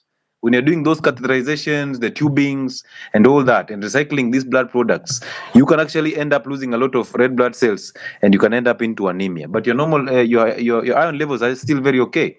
You take the transferrin, you're perfect. You take the concentration of iron in the ferritin, you're good. But now you have a kidney problem. So therefore, this kidney, I think in these anemias, the kidney should be the organ that should be protected the most. Hormonal changes like hormonal imbalances, yes. And the thyroid. You see, we are looking at hormonal imbalance in terms of reproductive health, the estrogen, but we are failing to look at the thyroid. Also, this thyroid is actually destroyed by the high levels of estrogen. That's why most women are the ones who actually suffer from thyroid problems. The higher the estrogen, the more the mess in the thyroid. So be very, very cautious when you're doing these things. Yeah. Now, again, I told you that the liver has a way of blocking you from absorbing excess iron and also blocking iron from coming out of the ferritin. How does that happen? Now, look at it this way. So people who have a kidney disease, they end up having a lot of inflammation. By the way, inflammation can cause kidney disease, and kidney disease can actually exacerbate inflammation, right? People who have problems with the liver, a fatty liver and an inflamed liver, what happens is, in kidney problems or in high inflammation in the system, the liver starts producing a hormone that is called hepcidin, right? Yeah, hepcidin.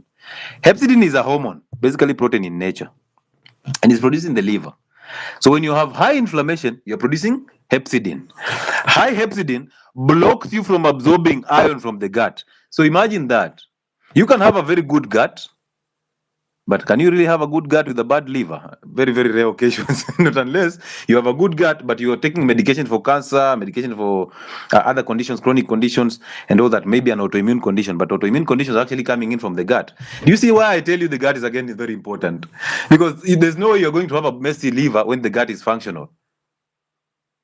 Because the gut now, you cannot have a functional gut with a bad diet. So you see, a good diet fixes the gut. A good gut fixes the liver. A good liver fixes the kidneys. Hey, just fix the gut. Yani wewe fanya kila kitu lakini kula clean. Fast.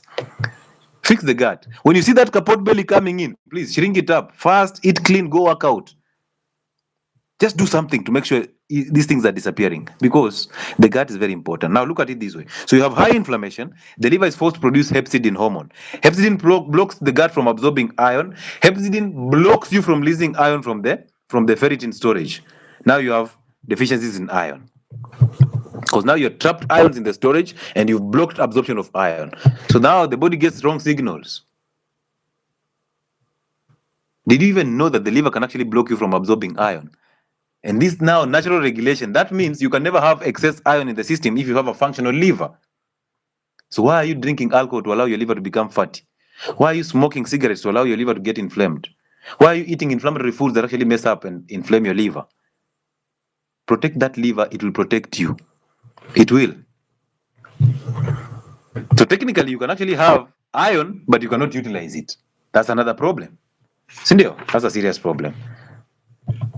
Tumesema dialysis, anemia dialysis, repeated blood sampling, the dialysis tubing, the GI bleeding, the platelet dysfunction during dialysis.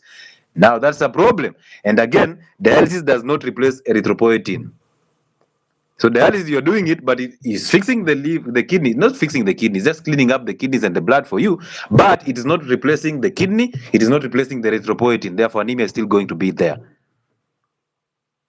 And when you're treating iron deficiency anemia, of course, you'll go for oral therapy, the medication and supplements.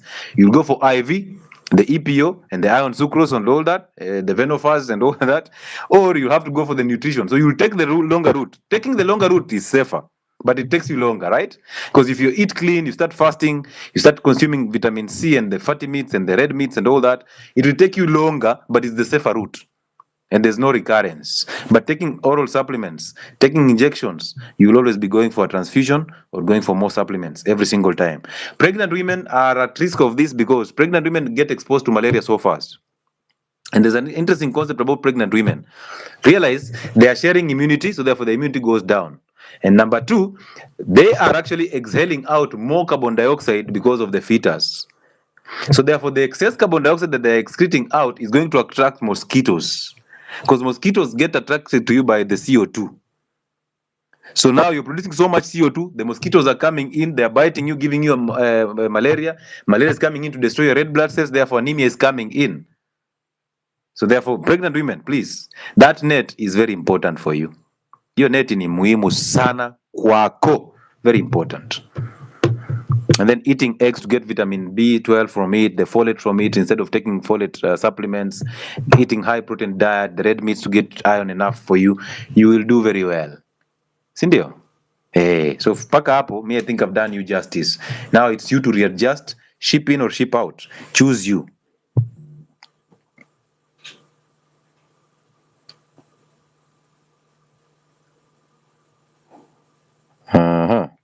Hello, doc. What about high EPO levels in high BP, in high HB, in a CKD patient? Now realize this. You see, now we already have a CKD patient.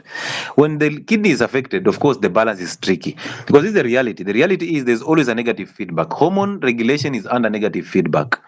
So if you have failing organs, regulating that hormone balance and homeostasis, the negative feedback is off.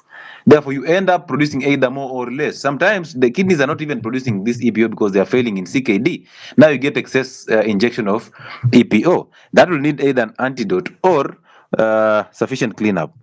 And that now has to happen in a hospital setup. You see, now that's a technical aspect of it which needs you to be under hospital management.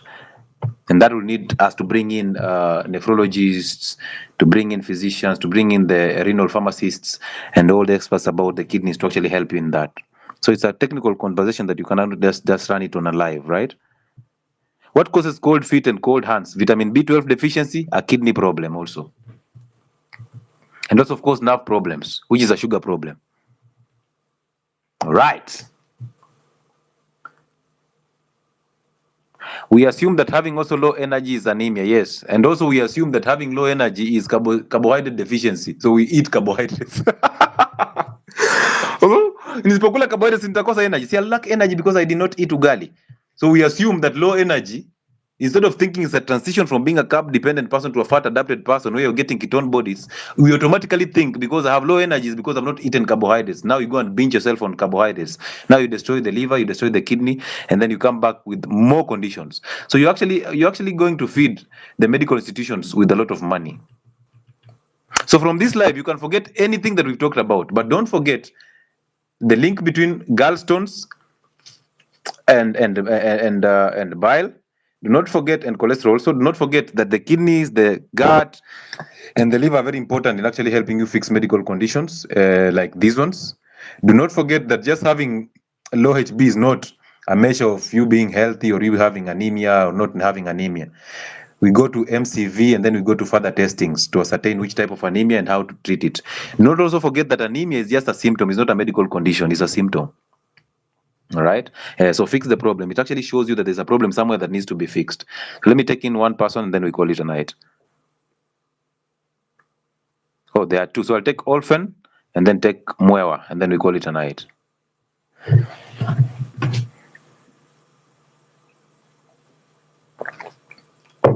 Merangadio conversation. How was that conversation? Tell us something. Tell me something so that I can know if I can improve. Some of you tell me I talk too fast. I know. I'm the opposite of a stammerer. I am the opposite of a stammerer. Yes, I talk too fast sometimes, but I always sense that if I've talked too fast, these guys have not caught it. So we have to go back and redo it. That's why I keep on repeating these things. Because sometimes I can be, naweza kimbia. Jaribu kunifuata unasikia, doc, imenipita. I always know.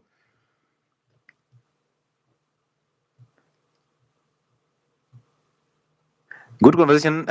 Address stomach what? Address stomach, belly fat. Belly fat is the last fat to lose when you're actually losing weight. Do you know why? Because it's very stubborn.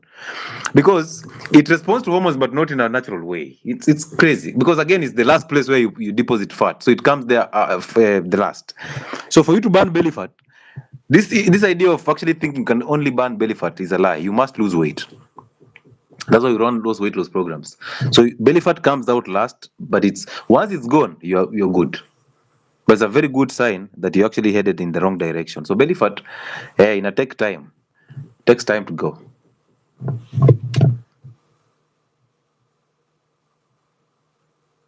Oh, amazing. I like the feedback that's coming in from YouTube that people are saying, and that's a very amazing live. Thank you so much, Ramadan, Inganga, and Tim Kekeli. I appreciate that. And Oscar Atemia. Thanks, Doc, for the insights. Amazing. Thank you, man. Fasting heals the body and soul. Yes, fasting goes beyond just physical healing. Fasting goes deeper. Fasting heals the body. Fasting cleans up the cells. Fasting boosts your immune system. Fasting increases mitochondria. Therefore, cancers disappear. Fasting takes you into autophagy and mitophagy. Those are cleanup systems. Fasting improves your gut. Fasting goes into the spiritual aspect of it, reconnects you with yourself. Fasting improves sleep. Fasting improves bone density. Yani fasting, anybody who eats must take a break. And you don't have to jump into a 48-hour fast. No, fasting, I even taking 8 hours between a meal one. that you must be famous with one video. No. Consistency is key. So fasting comes in, but it's a slow process, but a very, very effective one. So start fasting today. 2 meals a day is enough fasting. Please say something about gallbladder stones. I've just said gallbladder stones you never do a surgery. In this live, I've covered that. I've also covered a video on gallbladder. So if you go on Health and Wellness Spot, you'll see those videos. Even this live, I've talked about gallbladder. And I said gallbladder is crystallization of cholesterol and bilirubin. So once they crystallize, they form the stones. For you to do away with the crystallization, fasting must be there. You concentrate bile juice by fasting. Consuming a rich protein diet, animal protein for that matter, should be there. Fats in this meat should be there. Cholesterol is important in this process. Healing the liver, healing the gut are very important in. So basically just change your lifestyle. Change your gut, change your diet, and basically just start walking, ease up on stress levels. Do everything that needs to be done. Everything I advocate for, do it. You'll never be complaining about these things because most of these things are just symptoms of a messed up gut.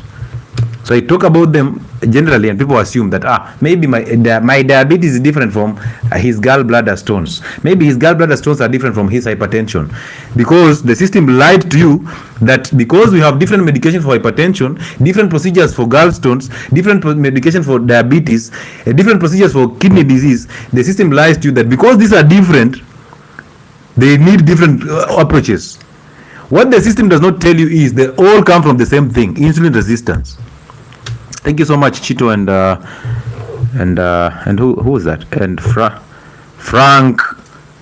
There's another one who gifted us. This is who?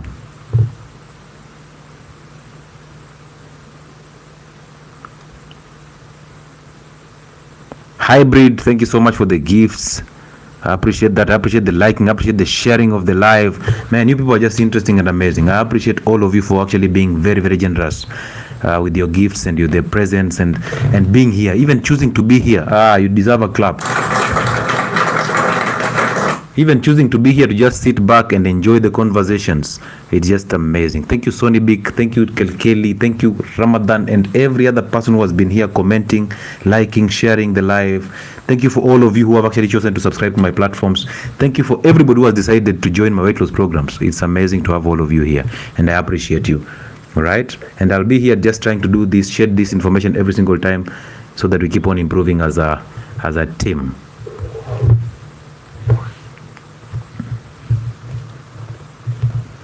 So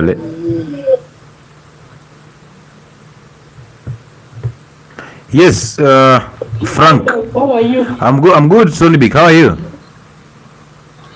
Oh, it's good. Amazing. I failed. I failed fasting. I started when I failed. I had to restart. But you know very well in this process, Frank, kindly mute your microphone before I call you in. You know very well in these programs there is no failing. Just the same way there's no winning. In these programs there's consistency, because consistency comes in over perfection. Nobody is targeting to be perfect. All we are doing is we are making sure that you're consistent and you're disciplined. So you did not fail. You lost track. You went into the fallen state. So it's time for you to come back. Thank you, Indira. I appreciate. So it's time for you to come back. The good thing is you already know what to do. And you see, jumping into a fast is quite difficult when the diet is a mess. So start by changing the diet, become very consistent with that, and then now you can actually move into fasting. Start by 2 meals a day, and then 1 meal a day, and then now the 48-hour fast. You'll become so interesting. By the way, guys, let me tell you an easiest way to fast, the prolonged fast. Let's say a 36-hour fast. Don't you see? Let's say you eat on Tuesday at noon, right? And then you eat on Wednesday evening. Did you know that's a 36-hour fast? How easy is that? You eat on Tuesday at noon, and the next meal comes in on Wednesday evening. Or you eat on Friday at noon, and the next meal is on Saturday evening. That is a 36-hour fast. Please try that. You will know. It is so awesome, and it's the easiest way to fast. And then now, once you become consistent with that, do it for about 4 weeks. Now you can transition to a 48-hour fast. It becomes smooth. So Sonny Big, go back and do what needs to be done. Because again, you don't have yesterday. All you have is today. If it's not happening now, it is not happening. So improve in the present and keep being consistent. Yeah, sure. Yeah. Good. Amazing. And thank you for the teaching. Thank you. Oh, you're welcome. It's my duty to do this so that you people get educated and get informed, so that you can actually make sense. Pardon? I refer many people to you, actually. I appreciate that, man. I appreciate that. You, Memory, Kekeli, and a lot of people, you refer a lot of people to us, and I'm just glad that they're actually seeing sense in these things and they're changing their lives for the better. It's just an amazing to be who I am at this moment in time. So thank you. Thank you very much. You're welcome. Guys, in the beginning, I used to get a lot of criticism. There was a time I was the only one doing these things. You remember? You guys remember, right? When we used to have very, very blurry lives and all that. But we would be here and sit here and do these lives and answer questions, and we move. And then there came a crop of people who simply picked the information and started sharing this information. And it's a good thing. It's a good thing. All right? However, always be authentic. Because I think most people who are actually coming into this field is because they think there's a lot of money in this field, and also they think they'll become very famous because everybody wants to be known. Why though? And then the pressure that comes in, they disappear. Consistency is everything. Doc, where's Kekeli today? Kekeli is there. I'm seeing her on YouTube. She's here. Kekeli, the people were asking for you on TikTok. Did you disappear? This game needs consistency. Consistency, my friend. You think I want to fast? Yeah? You guys think I want to fast? You think I want to avoid that wheat? You guys think I want to work out? You think I want to be here teaching these things? No, I want to be somewhere procrastinating like a zombie, sleeping like crazy. I want to be somewhere enjoying and dancing on the dance floor and shaking and drinking that alcohol. I want to be there. But guess what? I know, because I've come from there. Going back there is not going to happen. No, it's not going to happen. Because whatever I feel here, but I know the difficulty that comes with being consistent. So I'm not asking you to actually be that consistent. All I need is you to be disciplined and try as much as possible to be 80% consistent. I don't want you to actually be perfect. I just want you to put in a trial. Just a try. Haman Mutiga, amazing. Welcome on board. Veneranda Shivachi. I have also referred quite a number of friends. Amazing. Thank you so much for trusting me with their health and trusting me with your health. And of course, they will tell you after, my friend, you can actually argue with me. You can actually make all the noises until you come and sit down and have a conversation with me. Possibly one of the reasons why these doctors run away. Okay, but if you sit down and have a conversation with me and ask those relevant questions, and you see how I answer them, you will know that I'm more than an intellect. There's something more to it than just being a doctor. There must be something more to it. You will know. You will know. So thank you again. Let me advertise this platform, and let me pin a number on TikTok so that you can get that number, the office contact. 0707074722.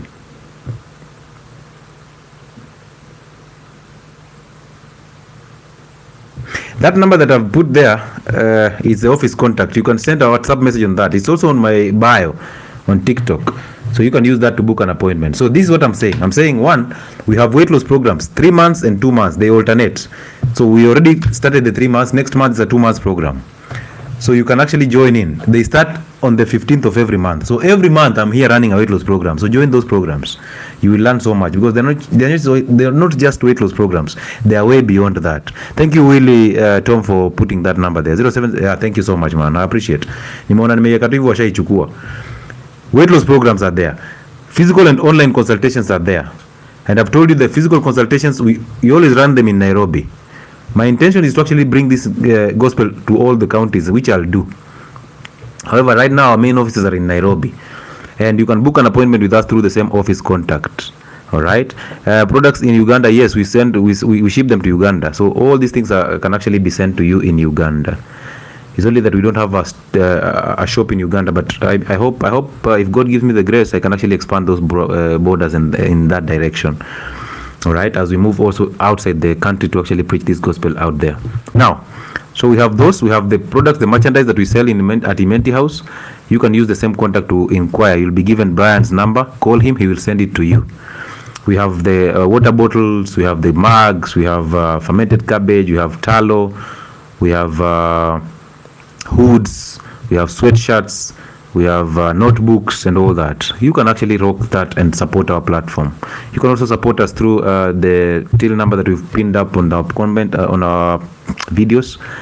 That will be interesting. Remember, health and wellness sport is not just about me. There are so many people who are involved in these things. So as you're building us, you're not building me, because some of you will think, hii pesa yote ni daktari. You're not building me, you're building a lot of people. There are a lot of families that depend on these platforms.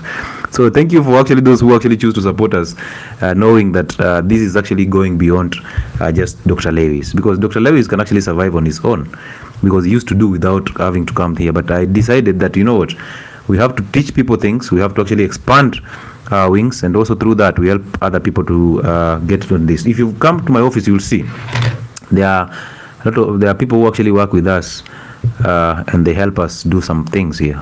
So yeah, support that, you support them. We also have what else? So physical consultations are starting on Wednesday next week, 27th, all the way to the 5th of June.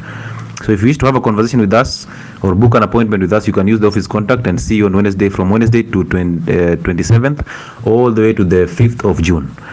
All right, but the online consultations are always happening every single day.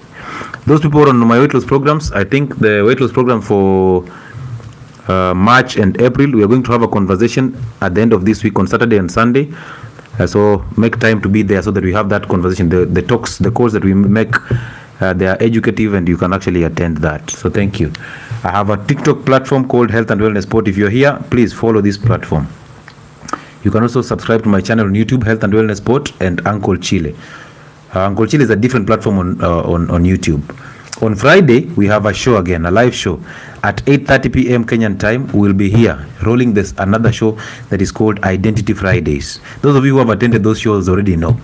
If you don't have any idea, YM, thank you for the gift. If you don't have any idea of what happens there, we fix identities, we help you overcome anger, mental health issues, we talk about current affairs and all that, and in relationship to how we are as a people. So we are trying to fix one person after the other so that the nation is fixed and the whole world behaves normally, because we are in the abnormal, so we have to come back to normal. All right, so be part of that conversation on Friday, and let's see how far we can go with that. It's an amazing show. It's a fellowship, actually. You should join in and just learn something about fixing anger, because being angry and having anger is abnormal, but the system has made you think that is actually normal. It's abnormal. Having expectations, living in the future and in the past, all these are abnormal things. So that show is very important for you. So again, thank you so much for taking time to be here and taking time to be part of us. Frank, you are here. You can unmute yourself and say what you need to say before I call it a night. Thank you, Lucy, and the gifters. Thank you, those who support this platform through gifts, through liking, through sharing, and all that. Frankie has refused to unmute his microphone, so I think we should call it a night. So, ladies and gentlemen, may God give you the grace. May God protect you. May you always learn to stay present. May you do what needs to be done, even when you don't feel like doing it, because it's not about your feelings, about realities. May you always win because you deserve to win. And may you always experience heaven from this side of... actually, this is the side of heaven. Thank you, Lucy. So may you always find peace and happiness from within you. All right? So have a good night, and we'll see you again on Friday on the same platforms. But on YouTube, it will be Uncle Chile. Goodbye.